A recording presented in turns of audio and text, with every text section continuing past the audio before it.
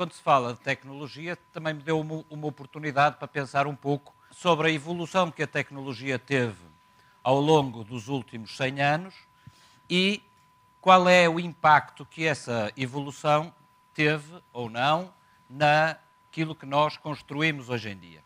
E, enfim, deixando mais esta reflexão do que propriamente conclusões, porque na verdade é uma reflexão e apenas pretende abrir uma discussão, depois então apresentaria esses projetos. Então, como parte dessa reflexão, a primeira conclusão que se tira, e que todos sabemos, é do conhecimento de todos, é que nós neste momento vivemos num mundo que tem 7,2 bilhões de pessoas. Quando, há 100 anos atrás, teríamos 3 bilhões de pessoas. Naturalmente que o falar de há 100 anos atrás tem algo de importante, porque há 100 anos atrás, na verdade, foi o despoletar de um desenvolvimento tecnológico e não só, e de pensamento e de vida, que, enfim, que tem sido contínuo ao longo dos tempos. Quando pensamos em tecnologia, começamos a pensar, então, o que é que nos rodeia hoje em dia na nossa vida do dia-a-dia de tecnologia. E concluímos que, hoje em dia, um automóvel pode ser uma coisa assim, com um ar um tanto futurista. Isto é um Toyota Prius de 2014, portanto, um carro perfeito 2014, o modelo 2015, o que lá que é, um carro perfeitamente atual, um carro híbrido, super eficiente, com consumos muito baixos e, ao mesmo tempo que sabemos que a tecnologia atual nos mostra um carro daqueles, sabemos também que a Google anda nas estradas com um carro autoguiado, ou seja, que não precisa de condutor.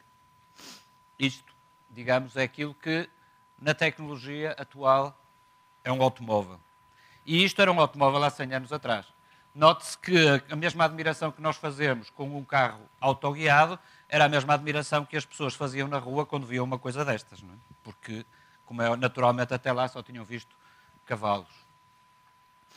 Da mesma maneira que os automóveis hoje em dia são bastante diferentes do que eram há 100 anos atrás, uma fábrica de automóveis hoje em dia é isto.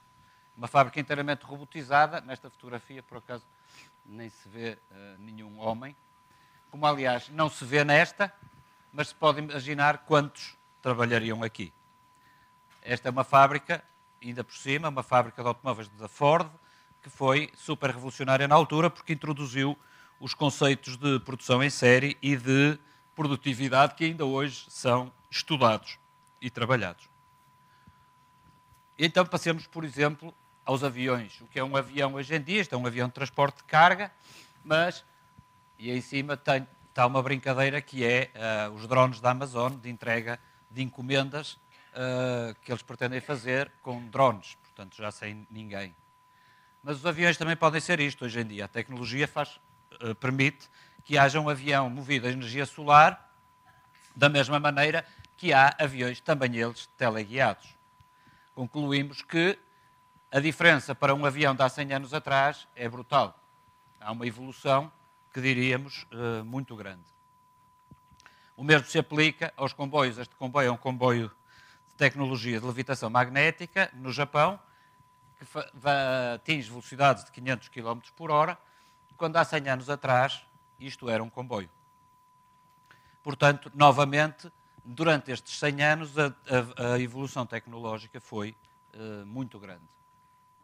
Bom, mas a que não acaba aqui, ela continua por muitas outras coisas. Podemos falar daquilo que para nós hoje em dia é um instrumento de comunicação, como seja um telefone, com acesso ao Skype, à Google, à Wikipédia, a todo o conhecimento do mundo, a todas as pessoas em qualquer parte do mundo, quando comparado com o que era, há 100 anos atrás, o mesmo dispositivo de comunicação, que seria um rádio, que também ele foi uma grande revolução.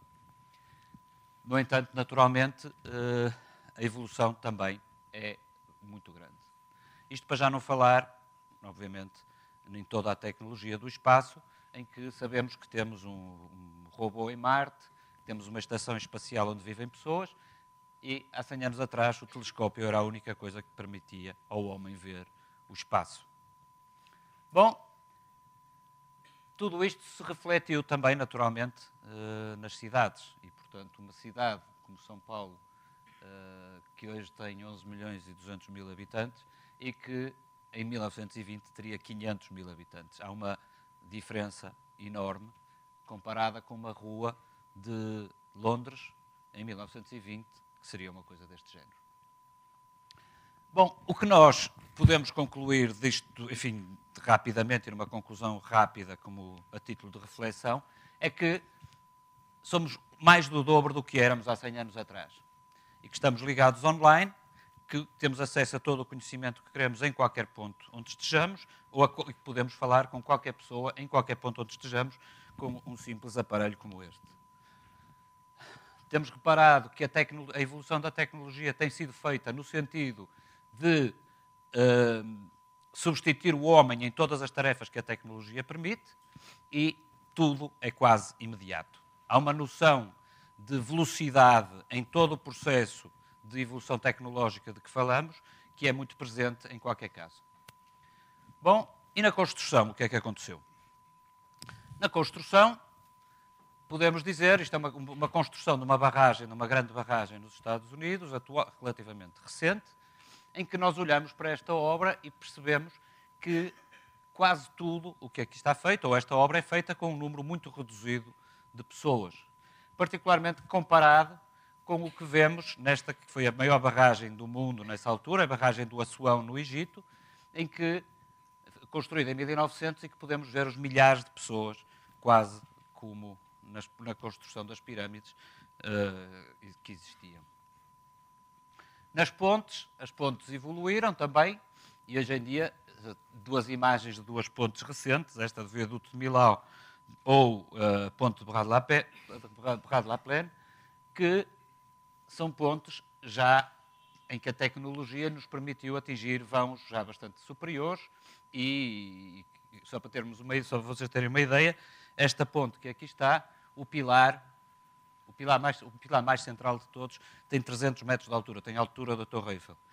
Portanto, a tecnologia de construção na casa das pontes também evoluiu bastante, mas nem tanto se compararmos com estas pontes que podemos ver de 1901, esta ponte do Robert Maillard, já no início do concreto armado, ou esta ponte do François Hennebique, em 1905. Portanto, ficamos também na dúvida, afinal, quanto é que evoluímos. E nos edifícios? Nos edifícios aproveitamos a tecnologia para construir um edifício mais alto do mundo no meio do deserto, no Dubai.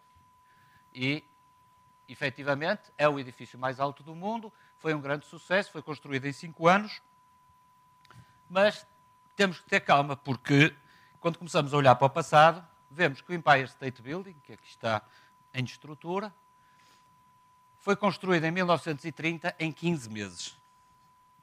O projeto foi feito, o projeto de arquitetura, eu sei, foi feito em 2 semanas.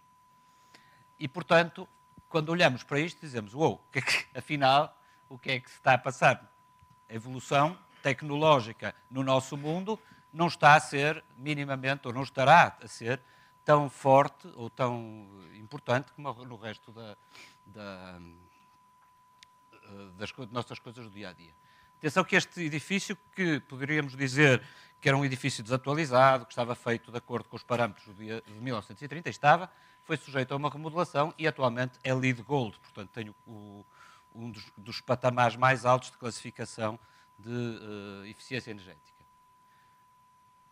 Mas nesta altura, e até antes deste, havia quem dissesse que se deviam fazer era arranha-céus de vidro, como este, que é proposto para Berlim em 1921. Bom, mas continuando a olhar para os edifícios atuais, podemos pensar nas proezas estruturais deste edifício, que são, evidentemente, notáveis e fantásticas, mas se as compararmos com as proezas estruturais de 1916 a 24, como são estas destes hangares, são os hangares para Zeppelins, que têm qualquer coisa como 90 metros de boca, 60 metros de altura e 300 metros de comprido, todos feitos em concreto armado. Portanto, também aqui, aquilo que nos aparece ser uma grande evolução tecnológica, nós concluímos que se calhar não é tanto assim. Bom, então, se não é por aqui, será naturalmente nos sistemas. Pronto, hoje em dia, os edifícios são compostos por sistemas de ar-condicionado, ventilação, eletricidade, sistemas de combate a incêndio, etc., etc., super complexos. É verdade. Isto, por exemplo, que aqui está é um tramo de um teto de um edifício que está agora em construção, e isto é enfim, a central de frio de um outro edifício que também é acabado de fazer. Portanto, sim, aqui houve uma evolução grande. Mas cuidado, porque em 1930, Mies van der Rohe faz uma casa que tem ar-condicionado, com permutadores de calor, caldeiras, aquecimento centralizado e tudo isso. Portanto, na verdade, a evolução também aqui, não foi tão grande assim. E aqui está a casa. Para além, digamos, da parte tecnológica, a gente pode imaginar o que seria passar na rua nesta altura e ver esta casa. E continuando, não é terminando, mas continuando esta lógica, reparem nestas duas fotografias que aqui estão. Isto é uma fotografia atual de um canteiro de obra, e esta é uma fotografia de 1909, de um canteiro de obra, de um edifício, que mostro a seguir, que é o Grubb Building, na Carolina do Norte. Enfim, as semelhanças são perfeitamente claras. Aqui está o edifício. Reparem o que é que, em termos de estrutura, e olhando para esta estrutura, uma estrutura completamente limpa, e de repente olhamos e vemos o que é que foi o edifício construído no final. Bom, mas também havia quem imaginasse estes edifícios. Isto é um edifício também de 1932, que poderia ser um edifício perfeitamente atual, com a tecnologia que também estava disponível na altura, neste caso do concreto armado. A questão que se coloca neste momento é esta. Na verdade, tudo quanto é tecnologia, seja de construção ou seja do resto, está aí disponível para nós. E esta primeira parte da conferência, a única coisa que eu queria deixar como reflexão é aquilo que nós vamos fazer não vai depender da tecnologia, vai depender daquilo que nós queremos fazer. E é aí que o problema se coloca, e um pouco como há pouco o Rafik falava, as decisões relativamente àquilo que nós vamos fazer com a tecnologia são muito mais do foro, inclusivamente ético, se quisermos, do que do foro da tecnologia pura. Portanto, não estou propriamente a desmontar o discurso que fiz antes, mas estou, de alguma forma, a desqualificá-lo. Isto é, nós temos, na verdade, à nossa disposição uma tecnologia vasta. Vimos aqui várias maneiras como ela foi utilizada ao longo dos tempos. E agora, no futuro, a tecnologia dos robôs e toda essa tecnologia de telecomunicações, etc., será usada da forma que vocês, como futuros arquitetos, vão querer. Bom, a título de resumo, eu diria que a evolução realmente no mundo da construção não é, nem do ponto de vista tipológico, nem do ponto de vista construtivo, tão importante como o resto das coisas da nossa vida, das restantes áreas da nossa vida cotidiana, a menos de alguns aspectos que são, obviamente, importantes. O primeiro é os métodos de cálculo e de projeto que permitem idealizar e calcular formas mais complexas. Eu acho que este é aquele que nós temos visto mais, ou seja, o resultado da aplicação desta evolução é talvez o maior. A generalização dos sistemas dos edifícios, a maior industrialização dos processos construtivos, sem dúvida, e a nossa exigência de eficiência energética, de segurança e conforto. Bom, e dito isto, eu iria falar um pouco sobre aquilo que nos tem a nós, e deixando esta primeira parte da conferência, iria falar um pouco sobre aquilo que a nós, enquanto empresa de projeto de engenharia multidisciplinar, nos tem interessado nos últimos anos. E que,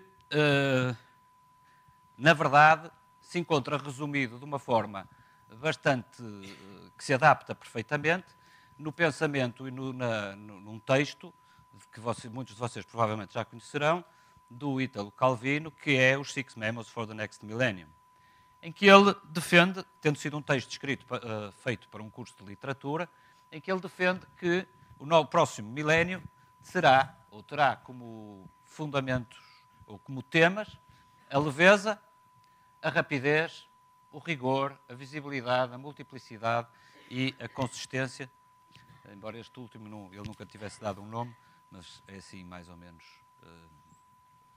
chamado.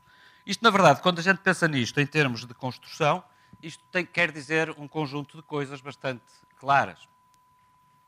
A nós, realmente, a razão de apresentar isto é exatamente porque, isto só aparece a título de brincadeira, um pouco porque realmente reflete aquilo que temos feito. E eu ia-vos mostrar, tanto quanto possível, vamos ver o tempo que dá, mas trouxe alguns projetos que poderia mostrar. Esta é uma torre em Milão, com o Eduardo Souto de Moura, é uma torre de habitação de 150 metros de altura. Isto, enfim, vocês conhecerão, a estação do Comandante Ferraz na Antártida. Este projeto é um projeto do Instituto Tecnológico da Val, em Belém do Pará, com o Paulo Mendes da Rocha e os Piratininga. E, por último, um projeto que não foi tão desenvolvido, mas que, do ponto de vista de conceito, foi elaborado até ao fim, para um edifício de uso misto aqui em São Paulo, com a OMA e a Metro. Bom, começando com este projeto,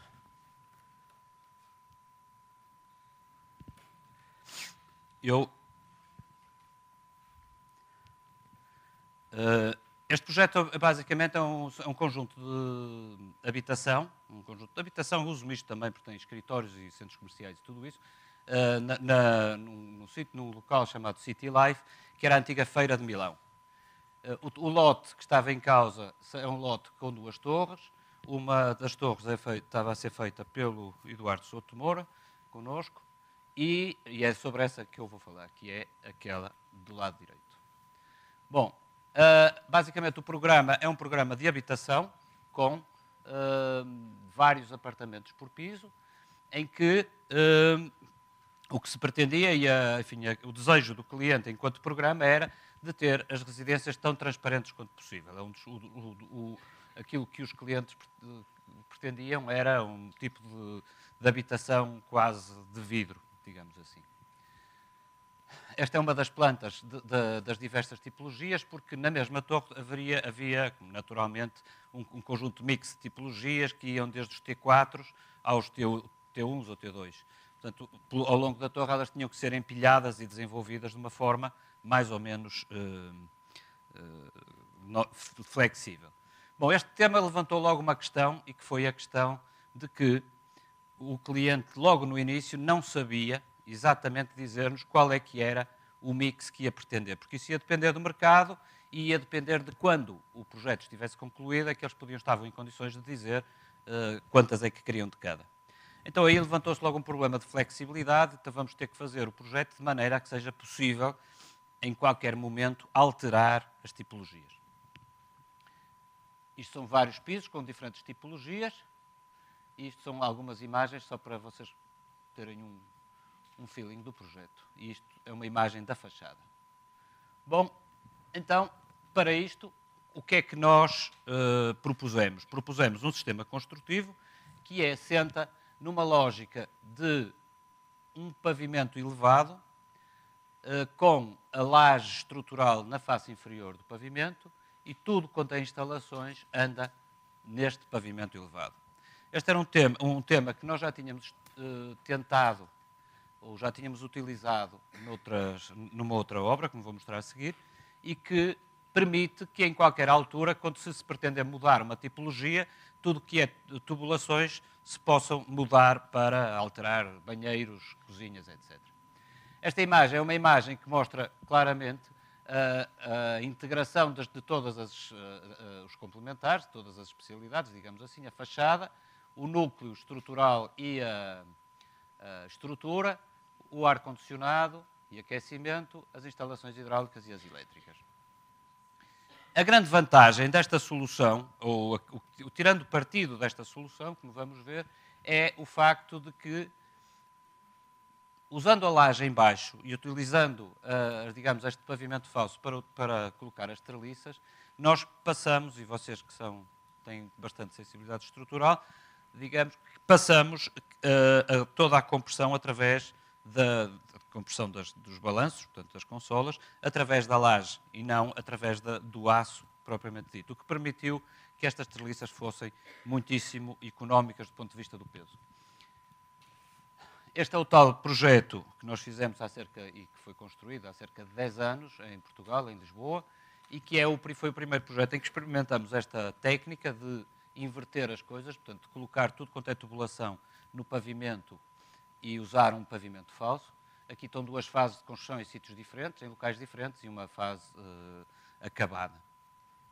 E que permitiu também aqui, e aqui foi adotado exatamente pela mesma razão, que era o cliente não estar em condições de fixar as tipologias que pretendia.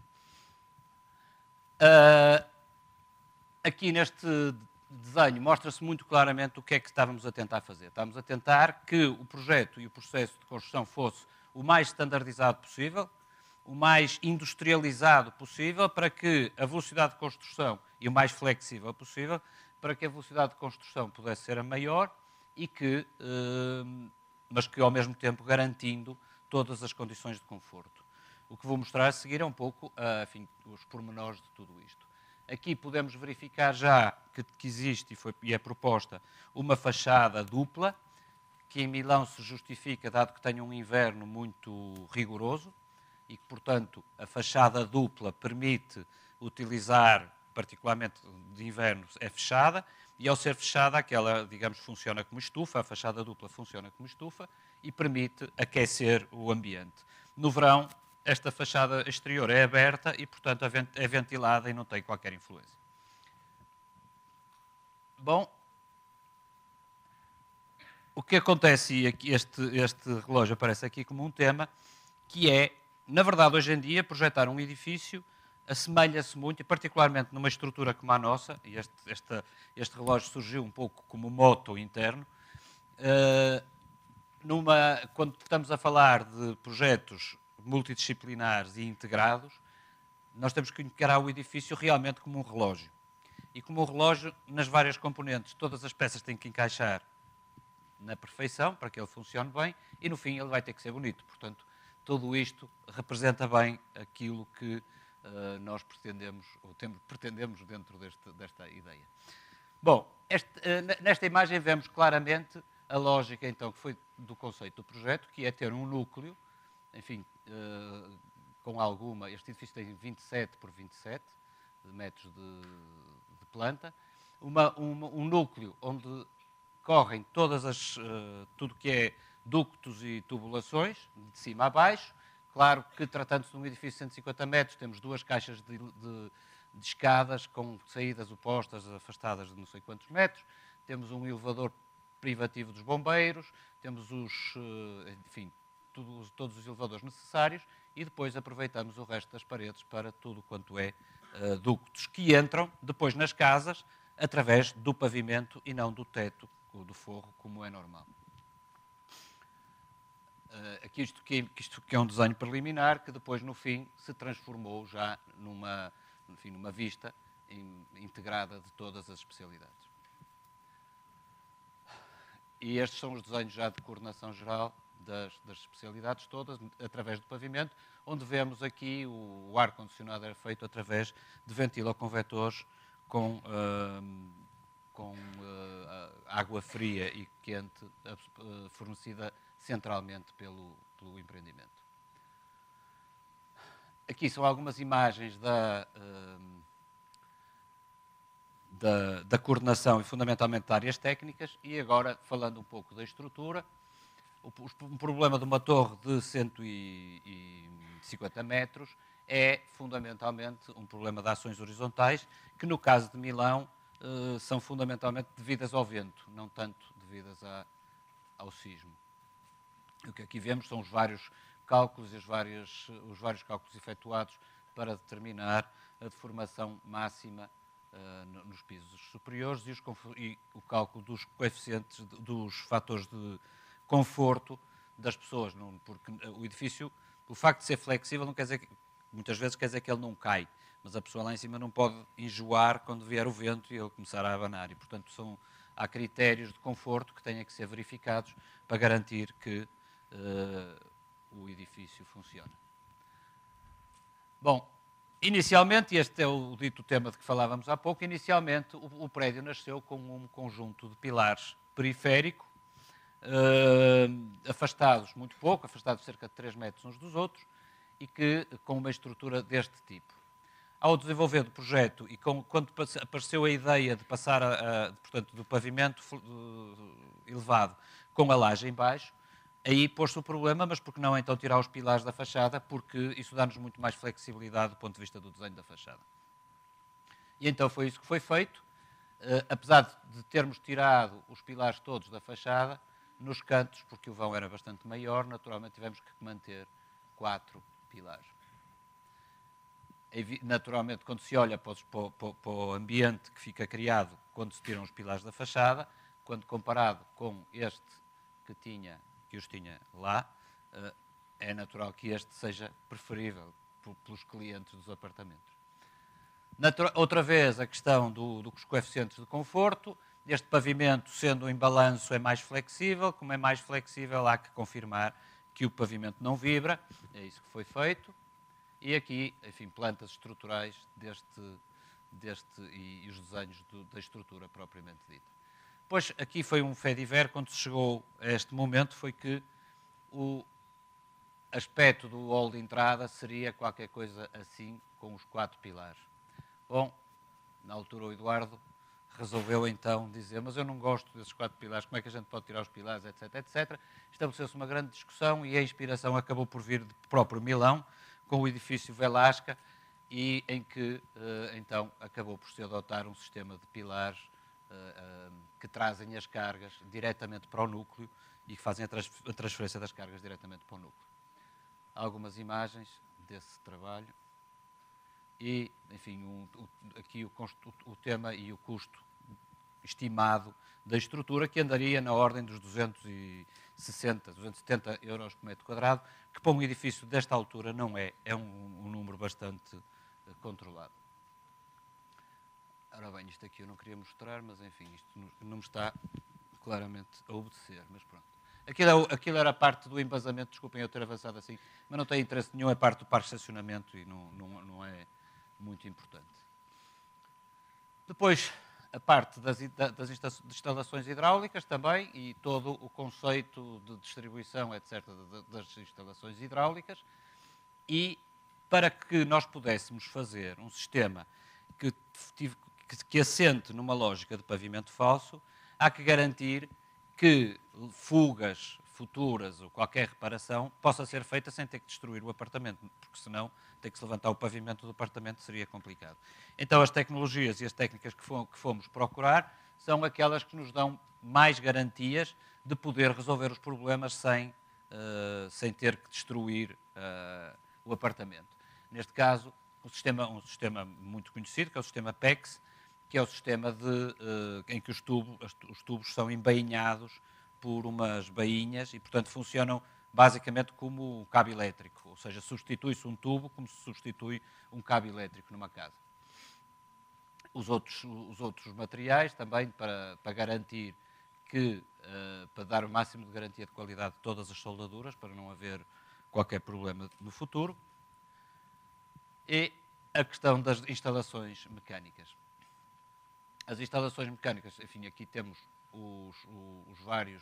as várias plantas com o sistema de ductos de ar novo e de tubagens e esquemas de princípio também novamente de toda a instalação. E os ventiloconvetores de pavimento que ficam debaixo do pavimento, naturalmente.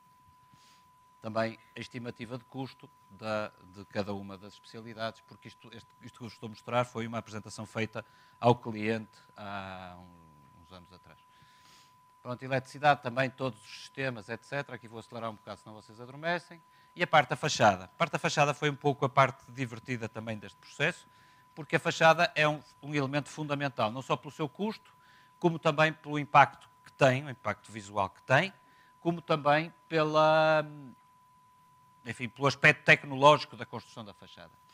Isto são umas maquetes feitas já da última possibilidade de fachada, porque isto passou por muitas possibilidades de fachada, e algumas maquetes eletrónicas com várias soluções possíveis para resolver tecnicamente a fachada.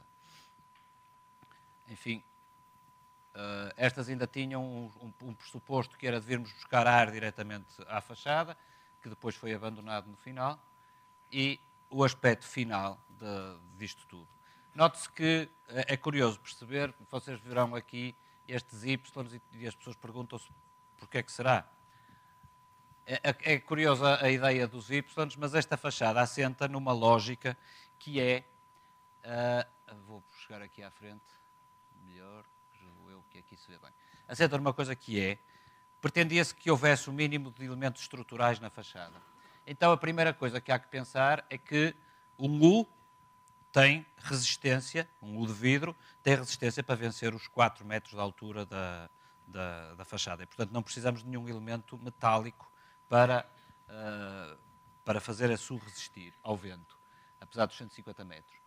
Como nós tínhamos que poder abrir a fachada para poder ventilar aquela caixa entre os dois, então a parte mais reentrante da fachada teria que correr. Por outro lado, como o suporte do vidro sai em balanço da estrutura principal, ele não tem resistência das duas uma, ou seria muito espesso e tinha muito impacto na fachada, ou então, para ser o mais fino possível, teria que ter umas escoras, uma espécie de escoras. E então este Y nasce da questão das escoras, do facto de terem que existir as escoras e do facto de que este pano tinha que correr e, portanto, na zona onde o pano corria tinha que ser apenas uma escora. E daí aparecer o Y mais tarde. Pronto, estão aqui já desenhos do modelo de Revit de toda a fachada, em que vemos as várias peças. Esta é a parte da superestrutura, uma viga periférica, com a primeira fachada, com uma fachada simples interior, e depois a estrutura de aço inox que suportava o vidro e que é apoiada nesta estrutura. Da mesma maneira se vê aqui. Bom, o problema deste tipo de fachadas é outro assunto que vocês também vão aprender com o tempo, é que o grande problema das fachadas tem a ver com as deformações da estrutura, particularmente fachadas de vidro. Ou seja, nós fazemos uma fachada de vidro muito direitinha, mas depois a estrutura deforma-se e ao deformar-se apoia em cima da fachada e parte os vidros, etc. Por isso, o estudo que tem que ser feito da deformação ao longo do tempo para podermos concluir qual é a folga que a fachada tem que ter, que as esquadrias têm que ter. E o projeto executivo da estrutura de fachada. Os vidros e a acústica, que é um dos grandes problemas neste tipo de construção, porque este tipo de construção obriga a que é uma construção ligeira, portanto, tem que haver muito mais cuidados na constituição de paredes e de pavimentos, de maneira a garantir os necessários isolamentos acústicos entre espaços. Pronto, o estudo que foi feito e a composição das paredes que foi adotada em função do nível de isolamento que era pretendido em cada espaço. Por último, o estudo energético do edifício, com todos os ganhos na fachada dupla, estudo dos ganhos na fachada dupla, o funcionamento da fachada dupla de inverno e de verão e os objetivos definidos em termos de classificação. O sistema construtivo, havia uma proposta de sistema construtivo, que é um sistema construtivo que se pretendia que fosse o mais simples possível, que nos permitiria construir um piso por semana. Bom, quadros de áreas, estimativa de custo e é tudo. Relativamente a este. Rui, posso já fazer uma pergunta aí? Pode. Você fez praticamente uma caixilharia de vidro. Quando você põe um vidro em U, com o que ele é colado? Silicone? Ele é colado com um silicone, esse é o grande tema, é colado com silicone que não é sem cor, é um silicone com cor, que neste caso até é um silicone quase preto, só que como é colado com os vidros em esquadria, o facto de ele ser preto aqui não tem um impacto determinante, porque pelo simples facto de haver este ponto já será sempre muito mais escuro e, portanto, não era um problema. O grande problema dos silicones, e por isso é que isto demorou um bocado até se conseguir chegar lá, é que os silicones são bastante afetados pela luz do sol e, portanto, só estes pretos é que resistem a essa variação. Aqui no Brasil, todo mundo tem medo de fazer. Não, aqui também toda a gente teve medo. Mas no fim, houve um que disse: eu faço. Porque se a gente olhar a Berrini, a Avenida Juscelino Kubitschek inteira, a gente vai ver que é tudo igualzinho, né? É tudo aquele caixilho quadrado, com aqueles vidros azuis, verdes, aqueles vidros escuros, e um caixilho de uns 10 centímetros, 8 centímetros de profundidade, de alumínio e silicone. É chamada fachada cortina, era curtain wall, que é por E todo que lado. eu tentei fazer isso numa reforma de um prédio que o meu escritório está fazendo na Paulista, que eles querem só trocar a caixilharia toda de alumínio para colocar uma caixilharia com vidro tratado. E o engenheiro não aceita de jeito nenhum. Ele fala que tem que ser aquele caixilho. E jamais eu conseguiria fazer o silicone, o vidro e o silicone. Eles não aceitam. O problema disto é evidente que isto tem um problema que é o problema do controle de qualidade. Porque, naturalmente, a partir do momento em que, digamos, o funcionamento daquilo depende da colagem de dois vidros, essa colagem tem que ser certificada. E, portanto, tem que haver garantia que na fábrica fazem a colagem, enfim, de uma área destas, bem feita. E essa foi a grande questão, mas que depois, ao fim de uns meses de trabalho, acabou por aparecer uma empresa que disse: sim, senhor, eu faço assim e resolvo o assunto.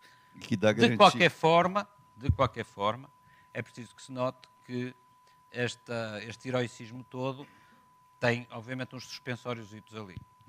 Não é tudo assim, não é exatamente como eu estou a dizer. Em termos globais mas depois temos lá uns dispositivos para reforçar essa segurança, para dar redundância a essa segurança.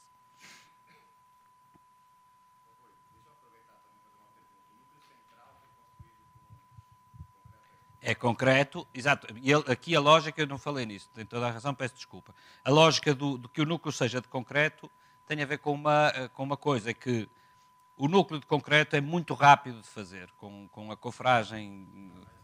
Exatamente, que extrudido é muito rápido. Portanto, a lógica é subir o núcleo até o máximo possível e vir então a colocar os pisos por aí acima a seguir. Esse foi o espírito da lógica. Ok? Seguinte. Ok, então eu vou-vos mostrar o projeto da estação Comandante Ferraz.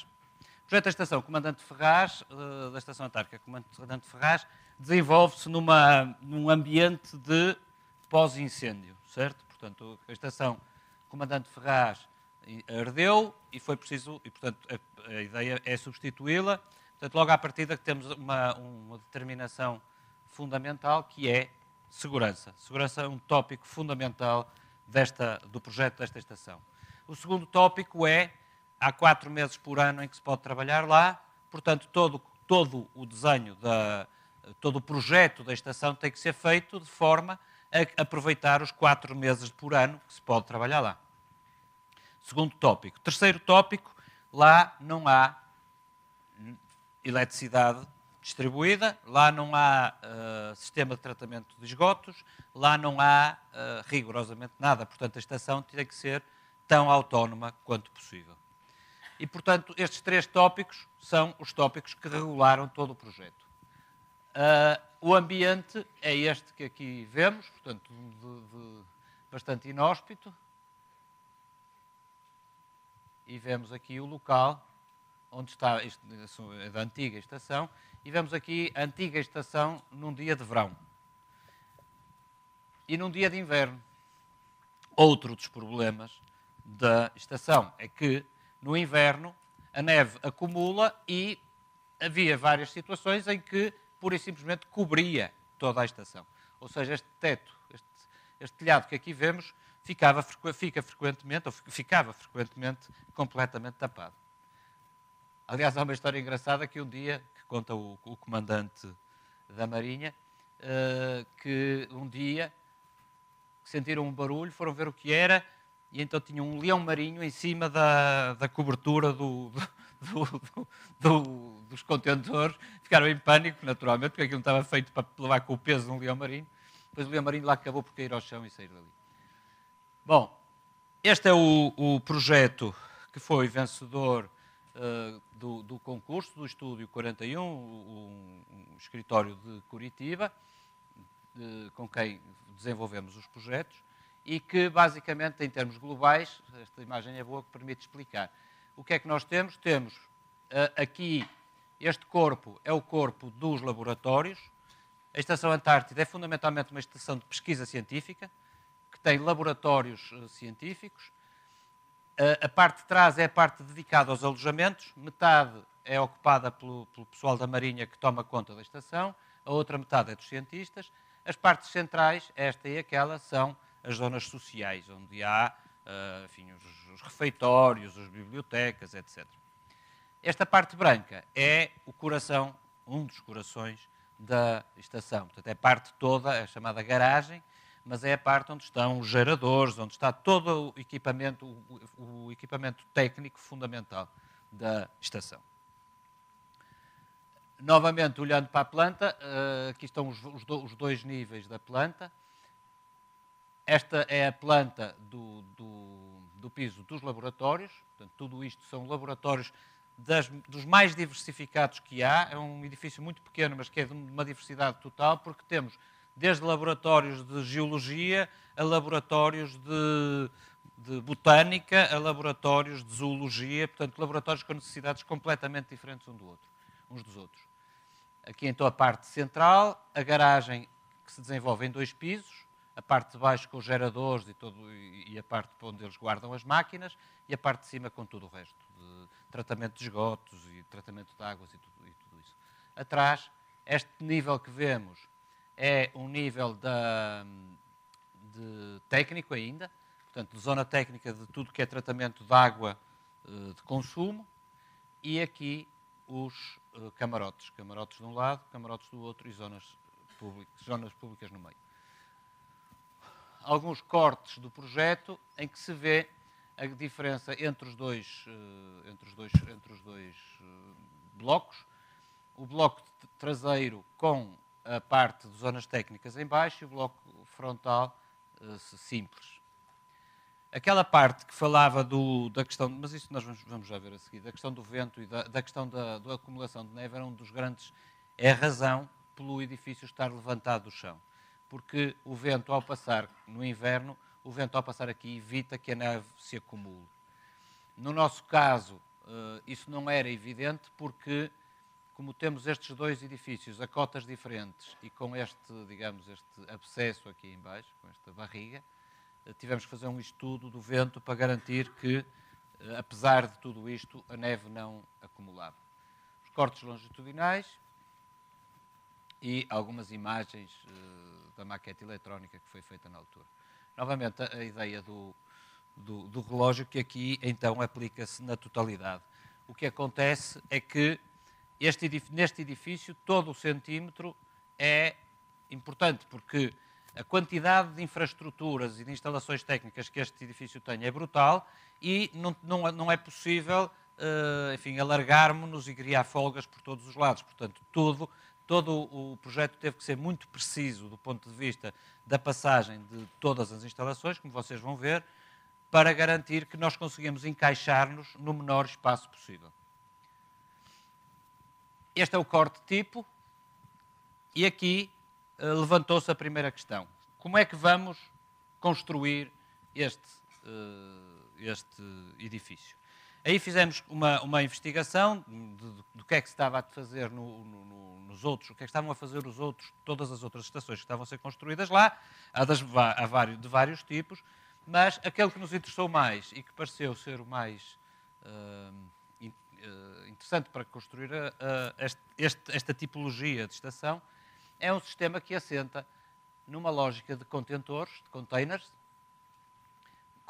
de 20 pés, portanto containers de cerca de 6 metros, que irão completamente acabados para lá.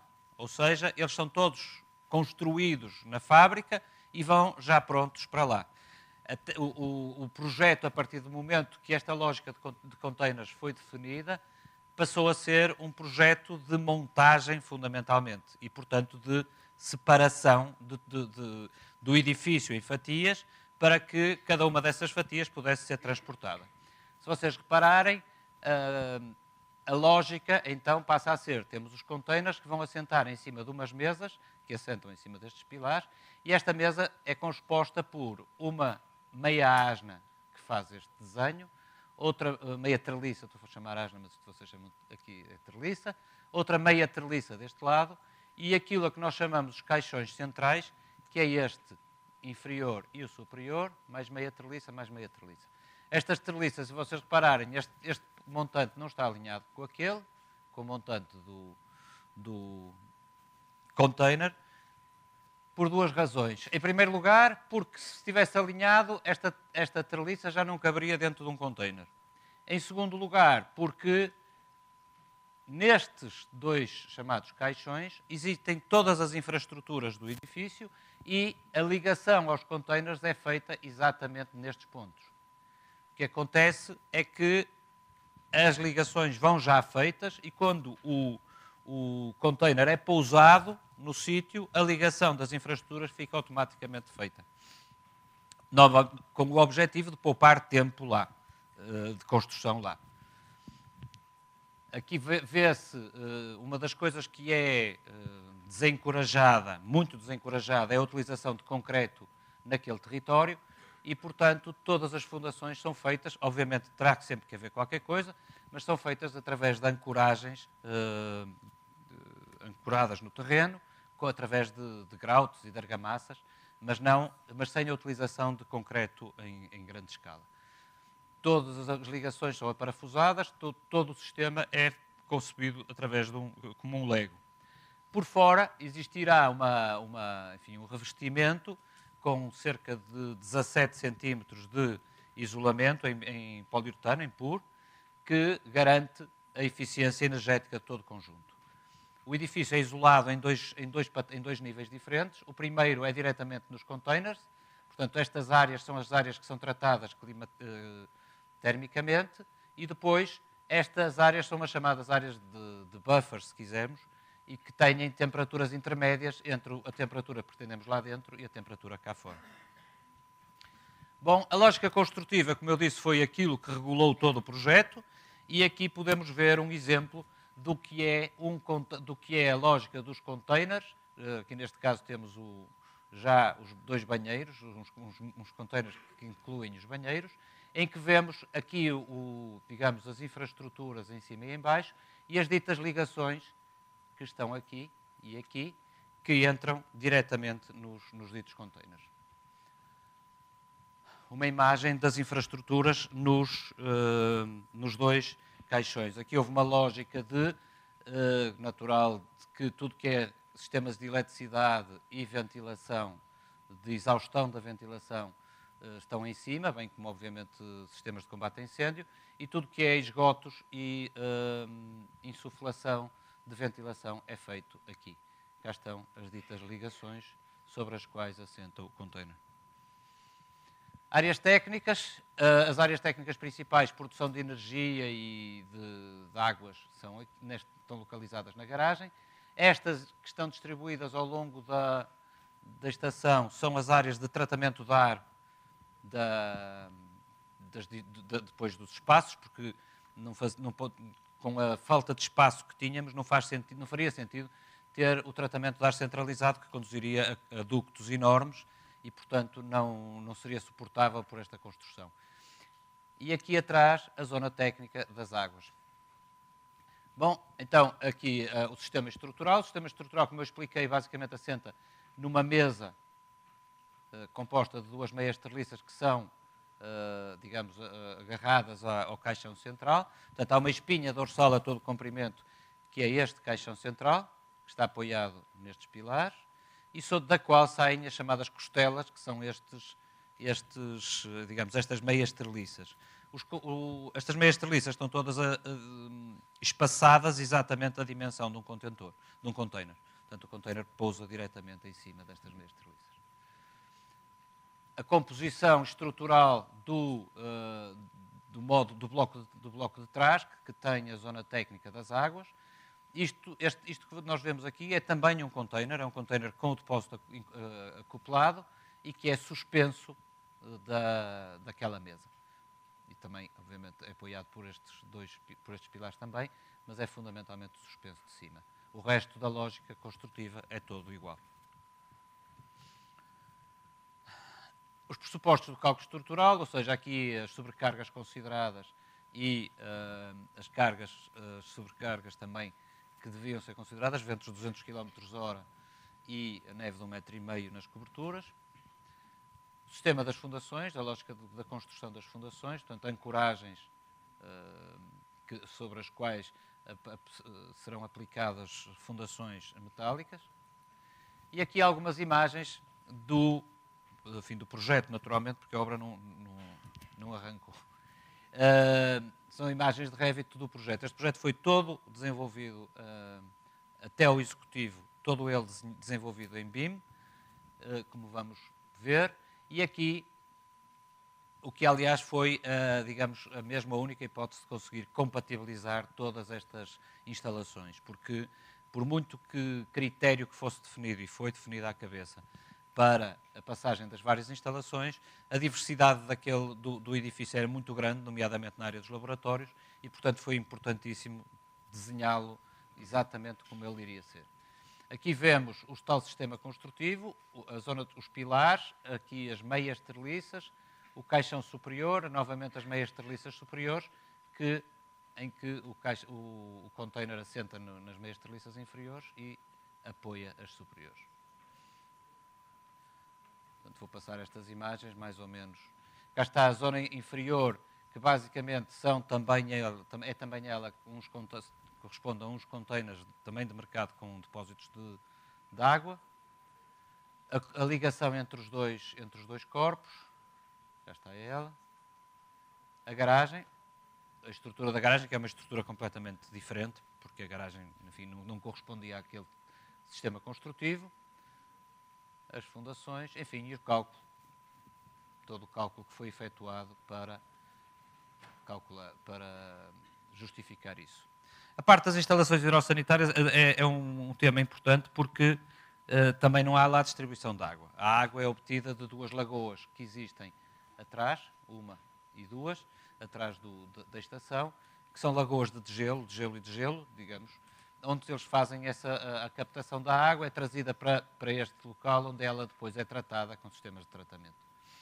A descarga dos esgotos é feita, naturalmente, no mar, mas depois de um tratamento bastante profundo, em que se garante uma determinada qualidade do efluente.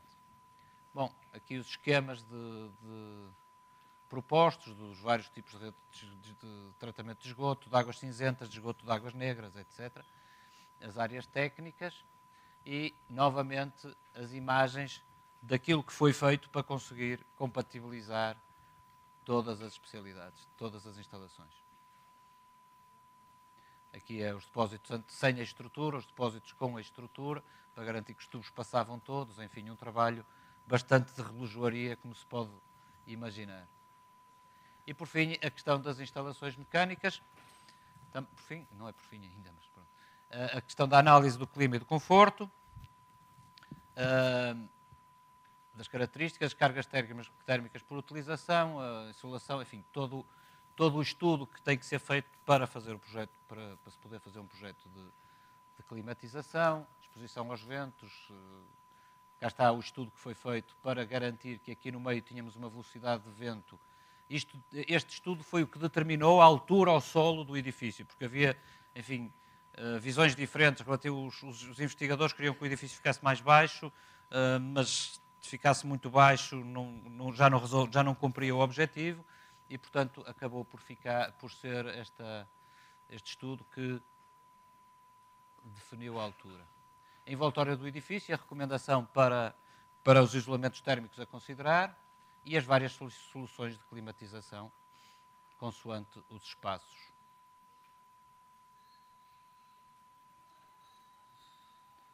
A localização das áreas técnicas de ventilação e, novamente, usando a lógica dos contentores, cada unidade de tratamento de ar está localizada dentro de um contentor com saídas que tiveram que ser desenhadas também porque o problema é que com ventos de 200 km/h é preciso garantir que estas saídas e entradas de ar funcionam, e não funcionam ao contrário, porque se tivermos uma destas bocas, uma boca de ar virada a um vento de 200 km/h para deitar ar fora, o mais provável é que a coisa funcione ao contrário. Portanto, é preciso, desse ponto de vista, fazer estudos aerólicos que garantam isso.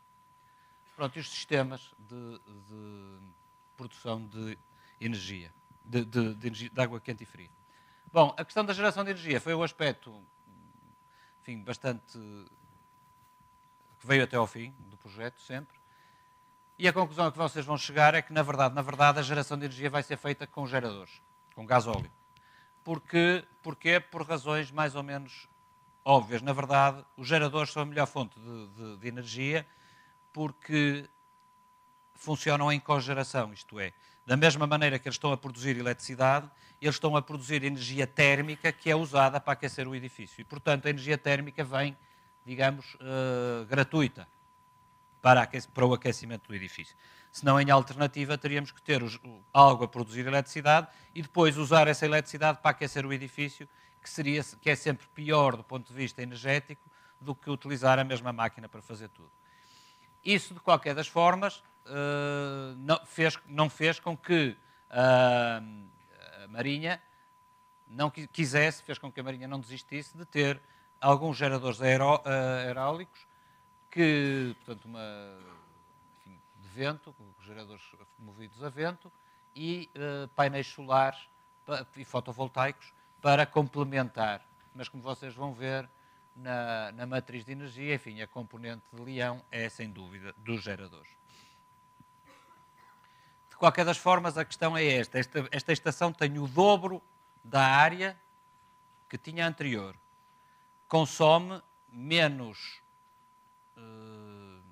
10% de gasóleo do que consumia anterior para temperaturas mais elevadas do que a anterior. Portanto, a eficiência do edifício do ponto de vista energético é fundamental, como todos sabemos, para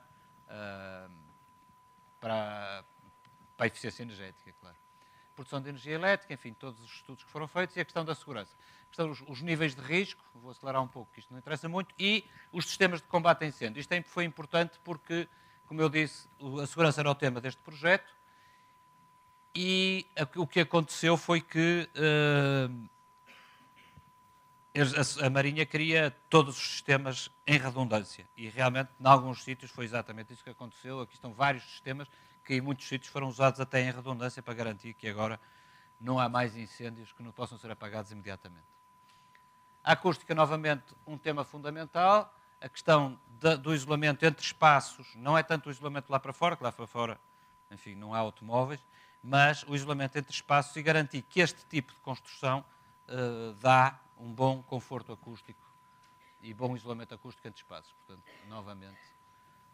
E alguns desenhos de compatibilização de todas as instalações, enfim, que depois se fizeram com este aspecto bonitinho, mas na prática eles são desenhos técnicos, são modelos tridimensionais de trabalho técnico para a compatibilização de todas as especialidades. Sistema construtivo e faseamento. Esta parte, como eu disse, foi o início, é o conceito de todo o projeto e assenta nisto, basicamente, na definição de peças, todas elas modulares e todas elas com dimensões que pudessem ser encaixadas dentro de um container. E, portanto, a questão foi imaginá-las, enfim, desenhar o processo de montagem e todas as ligações para a montagem. E aqui foi a nossa grande discussão. É que como estes caixões, que são afinal umas peças que dão bastante trabalho por causa das infraestruturas, podiam ter ou 4,90 m ou o dobro, 9,80 m, e portanto seria muito mais lógico. O que obrigaria era que pudéssemos transportar containers não de 20 pés, mas de 40 pés, portanto containers de 12 metros. E esta discussão foi bastante tida também, e a conclusão a que se chegou no final é que não, tínhamos que ficar pelos containers de 20 pés, por causa dos navios que conseguem chegar ao local, não têm normalmente capacidade de levar containers maiores e, portanto, houve aqui que teve que chegar a um compromisso e foi então os containers de 4,90 m. Portanto, o sistema combustível, já tínhamos visto há pouco.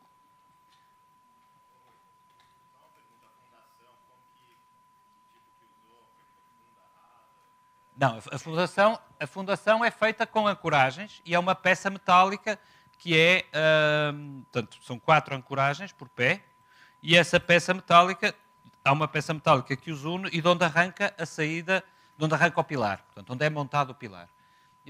Há uma imagem atrás em que eu posso mostrar melhor, porque estas não são grande coisa.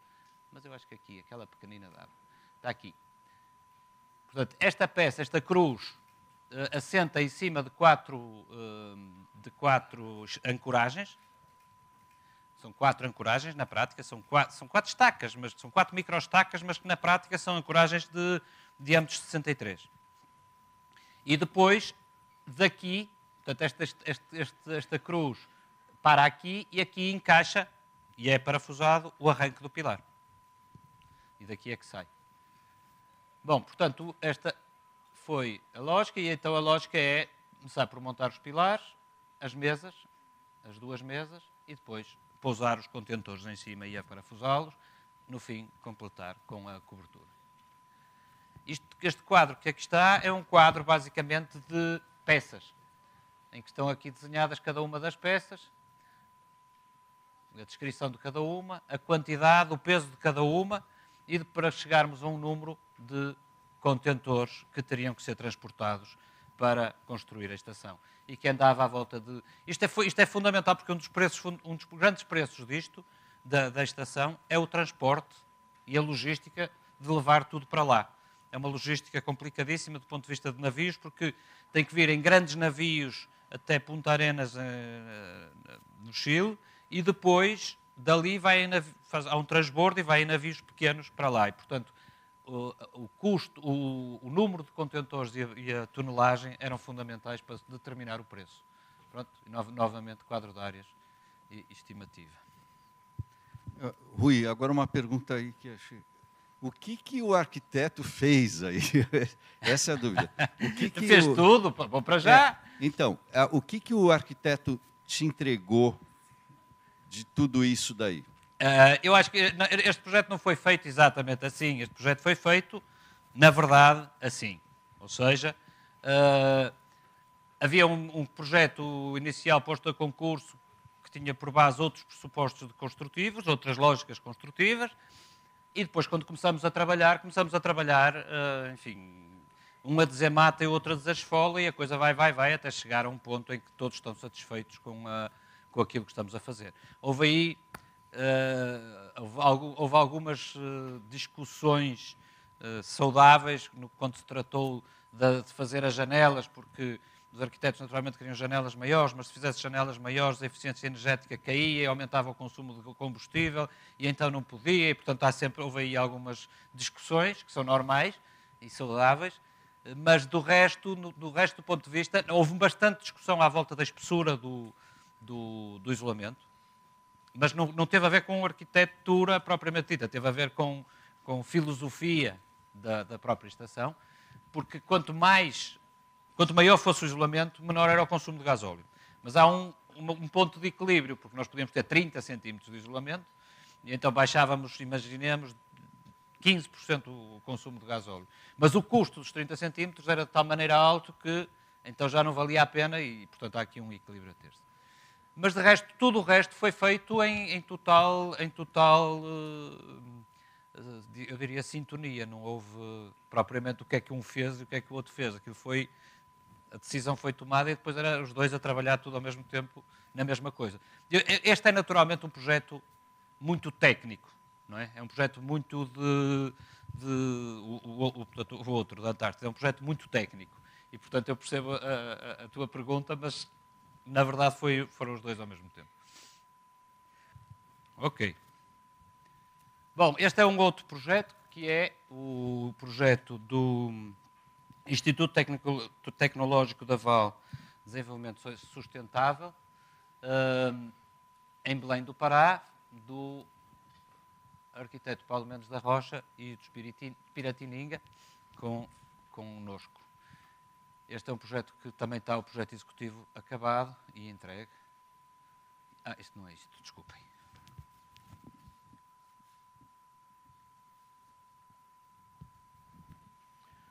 Bom, a lógica deste projeto, basicamente, é a de um grande pavilhão, assente em cima, portanto, ele está localizado no chamado Igarapé, ou Igapó, ou como se chama, basicamente é um pântano, uma zona alagadiça, e, portanto, o edifício está todo levantado do chão.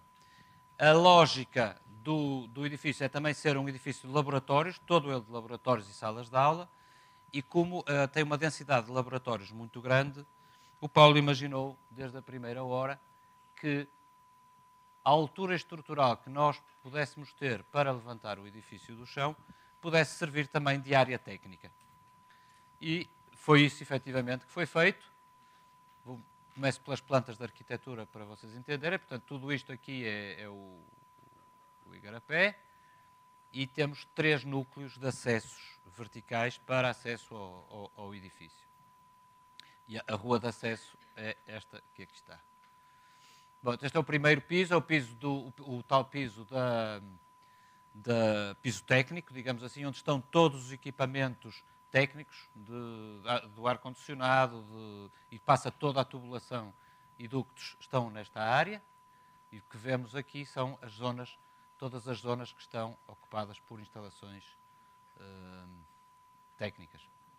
Depois o piso de cima, piso dos laboratórios, com todos os laboratórios desenvolvidos no interior, portanto com vista para fora, tudo isto é desenvolvido com divisórias de vidro. E por último o piso de cima, que é uma zona de auditório, de biblioteca, serviços administrativos e refeitório. Cobertura e um corte longitudinal onde se vê o piso técnico, os 3 núcleos, 1, 2, 3, e o corte transversal, onde se vê piso técnico, laboratórios e, neste caso, o auditório.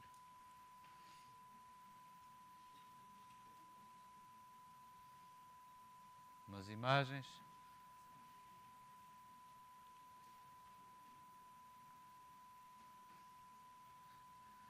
Bom, relativamente à questão aqui, o que se colocava era, por um lado, o caráter, digamos, agressivo do ambiente. Estamos a falar de Belém do Pará, temperaturas bastante elevadas. E, por outro lado, o facto de estarmos a construir em cima de uma zona alagadiça, portanto, sem possibilidade de ter chão para trabalhar. E então, a lógica de criar este piso, esta grande estrutura, foi determinante em todo o processo que a partir daí se desenvolveu. Bom, em primeiro lugar, a questão das fundações. As fundações são naturalmente todas por fundações indiretas por estacas cravadas no solo, sobre as quais teremos maciços, dos quais parte a estrutura de concreto. Cá está, enfim, uma planta. E aqui a ver-se muito claramente a estrutura de concreto, que são estes blocos vermelhos e os pilares que dão apoio a tudo isto. A largura do edifício são cerca de 50 metros e que estão apoiados por 2 pilares que deixam em balanço para cada lado, já não tenho ideia, mas são cerca de 15 metros, se não estou em erro. Um dos problemas desta construção é exatamente a sua dimensão. E pelo facto de isto ter, eu já não sei quantos metros isto tem, mas alguns são 180 metros, exatamente. Por ter 180 metros, este edifício sofre variações dimensionais importantes devido às variações térmicas. E aí o sistema que foi utilizado é um sistema de apoios, o sistema de aparelhos de apoio que permitem deslocações nas duas, conforme o caso, em duas direções ou apenas numa. Neste caso, todos estes permitem deslocações nesta direção, ou estão travados às deslocações nesta direção e são permitidas deslocações nesta direção. O edifício está todo, digamos, travado neste núcleo central. Enfim, os cálculos foram feitos e aqui está um exemplo dos aparelhos de apoio. Estes aparelhos de apoio e esta fotografia que aqui está é do Museu dos Costos em Lisboa, que feito também com o Paulo, em que adotamos aí por razões ainda mais importantes, é que Lisboa é uma zona sísmica muito importante e, portanto, digamos, esta questão foi determinante para podermos fazer aquilo. A estrutura metálica, toda ela também pré-fabricada, naturalmente, e que assenta nesta lógica vigas treliças de grande altura, cerca de 3 metros, num ritmo de 5, se não estou em erro, e depois uns arcos, basicamente um arco, também afastado nos mesmos 5 metros, sobre o qual depois assenta uma estrutura que é a estrutura de cobertura. Aqui no meio, o piso das salas de aula é conseguido através de uma estrutura convencional de pilares e treliças. Aqui estão as imagens e, novamente, a lógica, há pouco vimos as vigas transversais, portanto, todas as vigas que se desenvolvem nestas localizações, uma aqui, outra aqui, outra aqui, outra aqui, e esta é a viga longitudinal, são as duas vigas, digamos, longarinas do edifício, que se mostram aqui. Novamente os cálculos, e aqui uma imagem também, todo este edifício, note-se, foi também desenvolvido em BIM, desde o princípio até ao fim, por todos os envolvidos, arquitetura e todas as especialidades, naturalmente. Aqui a parte complicada, como vamos ver daqui a pouco, embora este edifício seja, na verdade, uma repetição de um corte, e é uma repetição de um corte, claro que a parte, digamos, diferente é a parte do nariz do edifício, do topo do edifício, não é? Que aparece aqui representado. A cobertura, os arcos e o seu travamento e, novamente, a lógica de permitir que o edifício se mova com as variações térmicas que são importantes. O pavimento da zona da área técnica, que é todo ele feito em grelha, numa grelha metálica, e com a estrutura que se desenvolve lá dentro, as longarinas e as carlinhas, ou seja, a viga longitudinal e as vigas transversais. Os vários tipos de pavimentos, enfim, conceitos de conforto, novamente a questão das vibrações, e aqui a composição da cobertura. Neste caso, o que foi feito é que a cobertura, estamos em Belém do Pará, quase no Equador, portanto o sol é um grande problema, portanto a cobertura tem aqui cerca de 18 centímetros, não estou em erro, de isolamento térmico. O que foi feito foi que se aproveitou estes 18 centímetros de isolamento térmico para ter a estrutura de cobertura no meio do isolamento. Portanto, ela não aparece por baixo, como depois se pode ver. A constituição das paredes, tudo paredes ligeiras. Na verdade, em cima de uma estrutura metálica não se vai estar a meter paredes pesadas, porque não faz muito sentido, quando se pode recorrer a paredes de gesso cartonado com isolamentos no meio, que cumprem perfeitamente a função de divisórias. As caixas técnicas e o fazimento construtivo pensado. Portanto, a primeira coisa a colocar são as ditas vigas longitudinais e sobre elas são aplicadas as vigas transversais. As várias fases da obra.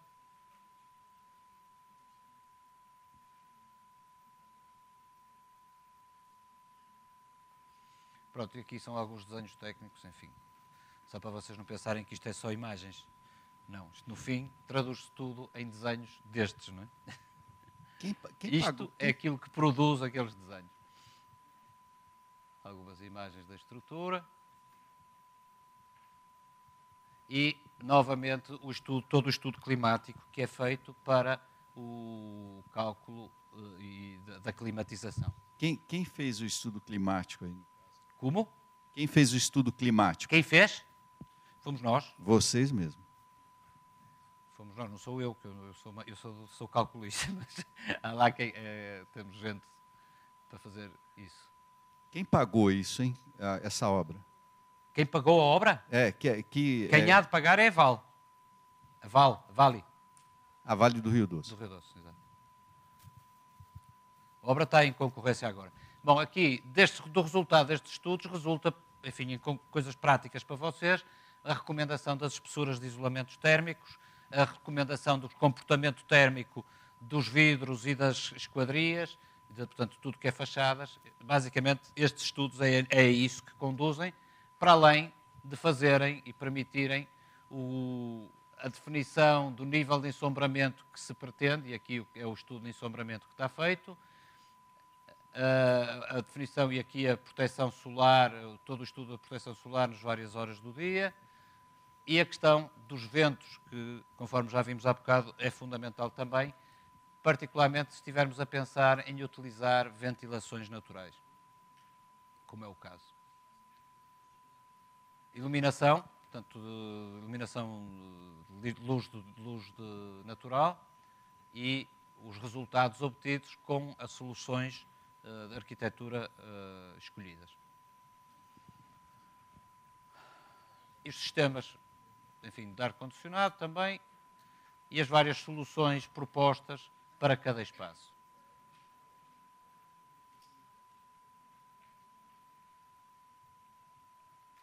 Aqui está já a área técnica completamente ocupada, como vão ver a seguir, a nível de tubulações, de unidades de tratamento de ar e todos esses sistemas.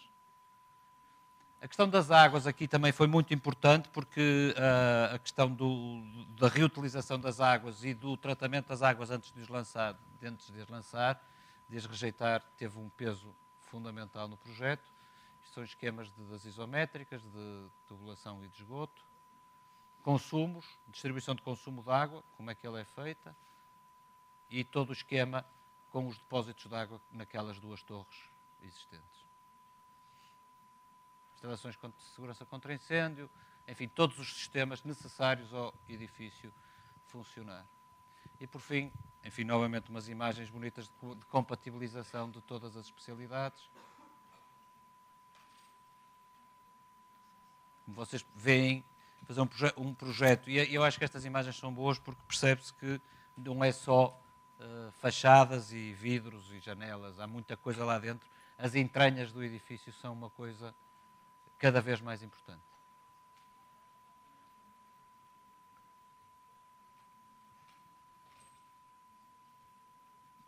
E pronto. Acho que é tudo. Bom, começo por descrever o edifício assim em termos globais. Este edifício, eu tenho ideia, são 130 metros, se não me engano, são 130 metros de altura, são 300 metros de comprido e de largura é variável, como vamos ver. A ideia, este edifício é um edifício de uso misto, que é, em baixo tem uma zona de teatros e, em baixo tem uma zona comercial, é esta aqui em baixo, depois tem uma entrada, o hall de entrada, e isto era uma zona de teatros, fundamentalmente teatros, tinha vários teatros aqui. Toda esta parte é escritórios, tudo isto são escritórios, isto aqui era suposto ser um museu, ninguém sabe bem qual era, mas era suposto ser um museu, e aqui em cima era um hotel. Portanto, um edifício de usos mistos, completamente diferentes uns dos outros, e que normalmente, do ponto de vista de programa, têm dificuldades grandes, como vamos ver a seguir. Bom, visto de lado, este edifício tinha várias larguras diferentes em toda a altura, que, logo à partida, do ponto de vista estrutural, nos criavam uma dificuldade danada, porque a partir do momento que ele tem várias larguras diferentes, a grelha estrutural a definir para cada um daqueles espaços e para cada uma das larguras iria ser diferente.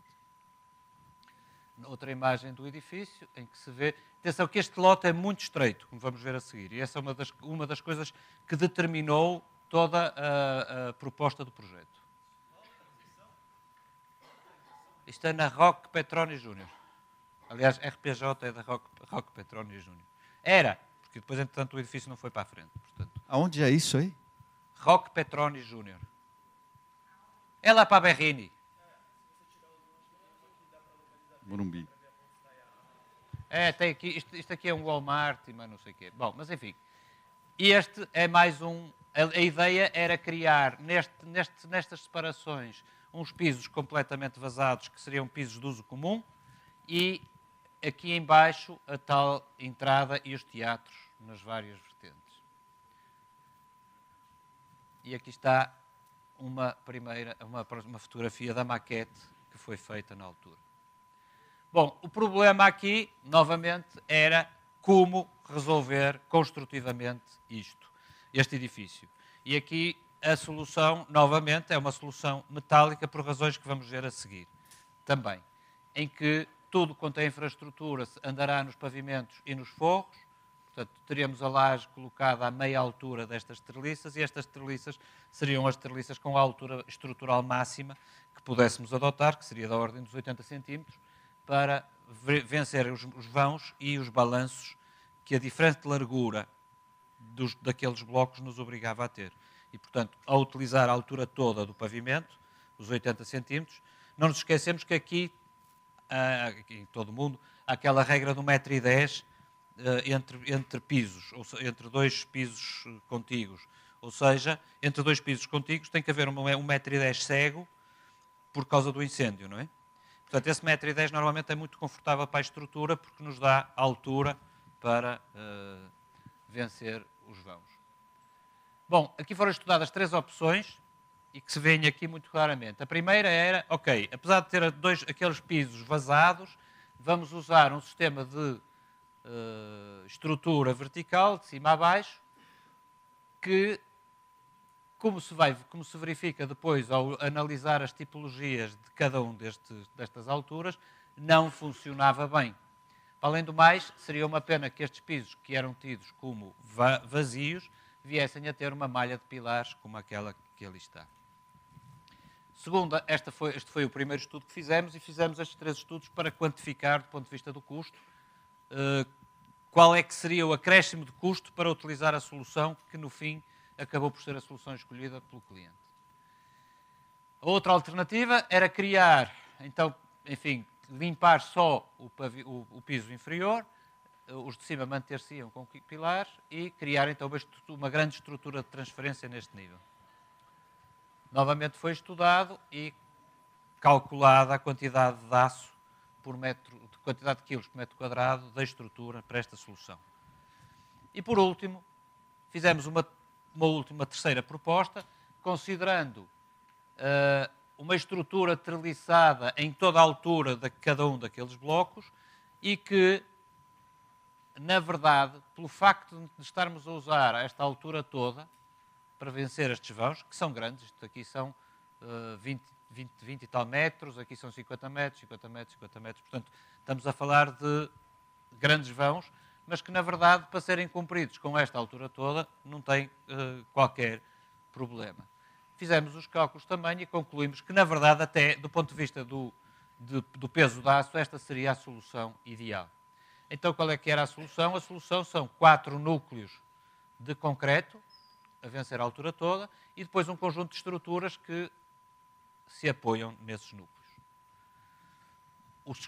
A tipologia construtiva dos pavimentos seria novamente esta, que, conforme já falamos, era bastante importante, mas o grande problema, e daí a vantagem daquilo que estávamos a falar atrás também, é que o lote, na verdade, o lote onde o edifício ia ser construído é muito estreito. O que acontece que não é possível estar a construir com gruas fora do estaleiro.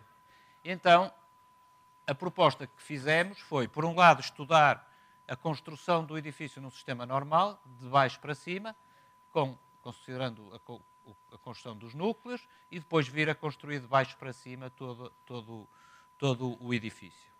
Esta foi uma das soluções e concluímos que uma construção deste tipo iria demorar 42 meses. Fizemos um outro estudo, que é o estudo da construção de cima para baixo. E a construção de cima para baixo pressupõe, então, a construção dos núcleos, dos 4 núcleos, depois a montagem de cada um destes módulos em baixo, com acesso através de umas gruas pequenas que cabiam no lote, e depois içar estes núcleos, içar cada um destas caixas para o sítio. O nosso estudo concluiu que poderíamos reduzir dramaticamente, pelo menos à volta de 1 ano, o tempo de construção. Fizemos um filmezinho, mas não é muito importante, mas aqui a lógica é perceber exatamente qual é a ideia, levar os núcleos até cima e depois montar a primeira viga e a partir daqui ir suspendendo cada uma das outras. Este sistema foi um sistema que nós utilizamos neste prédio, neste mesmo edifício em Lisboa, que é aliás o mesmo onde foi utilizado o sistema das treliças de pavimento e, se quiserem entreter um pouquinho, posso passar aqui.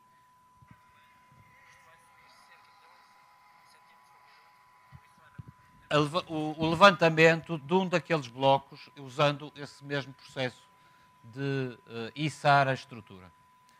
Isto foi uma filmagenzinha que se fez lá na obra naquele dia, que foi exatamente o que foi feito.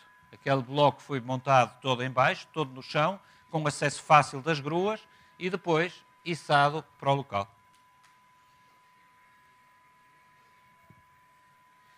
Este edifício tinha 2 consolas, e aqui este filme é só sobre o içamento das consolas, mas tinha também uma ponte no meio, entre os 2 edifícios, que está aliás aqui em baixo, estão a vê-la aqui em baixo, e que foi içada também para cima, para o local.